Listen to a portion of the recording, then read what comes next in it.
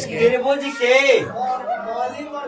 एक भुजा के समानांतर, एक भुजा के, यदि किसी त्रिभुज के एक भुजा के समानांतर खींची गई रेखा अन्य दो भुजाओं को, अन्य दो बराबर बराबर अनुपात में बांटती है, जैसे 1:1, 2:2, इस तरह से अगर हम इसको कहें तो AD, तो AD अब बाटा में क्या DB, तो DB बराबर AE बटा EC, या एक बार अधूरा दूसरा में पूरा AD बटा AB या AE बटा AC।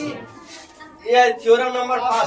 देखिए आपको क्वेश्चन इस तरह से पूछता है कि ABC क्या है, एक त्रिभुज है, D समानांतर किसका, BC का, क्या है जी समानांतर, AD बराबर 2 है, DB बराबर 3 है, AE 5 है, EC का आपको मान निकालना है।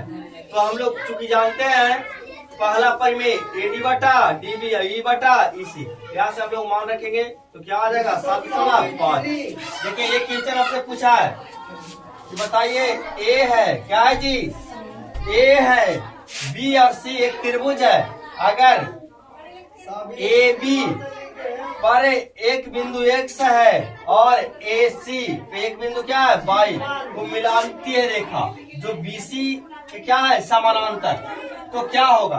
तो हम लोग अभी जाने पहला थ्योरम में जाने, पहला थ्योरम में जाने कि यदि कोई त्रिभुज हो और उसके एक भुजा के समानांतर खींची गई रेखा हो तो अन्य दो भुजाओं के बराबर बराबर अनुपात में बांटती है। ये 2 है तो एक कितना हो जाएगा 2, ये 3 है तो एक कितना हो जाएगा 3, तो आंसर ये 2 और 3 हो जाएगा। तो पहला थ्योरम से 2 प्रश्न हम बताए, आपको समझ में आया है तो लाइक करिए, नहीं तो डिसलाइक करिए। धन्यवाद।